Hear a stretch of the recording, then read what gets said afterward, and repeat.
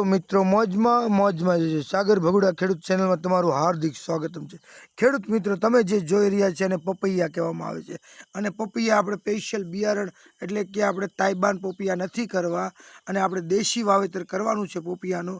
એ માટે સ્પેશિયલ એક પપૈયાનું ઉછેર કરવામાં આવેલો હતો અને દેશી પપૈયો તમે જોઈ શકો છો, એનું ફ્લાવરિંગ જોઈ શકો છો, પપૈયાની સાઇઝ જોઈ શકો છો અને તમને ગણતા આવડતું હોય તો મિત્રો 4 5 6 7 8 10 15 20 20 50 60 100 150 200 कितना है कमेंट बॉक्स में लिखना।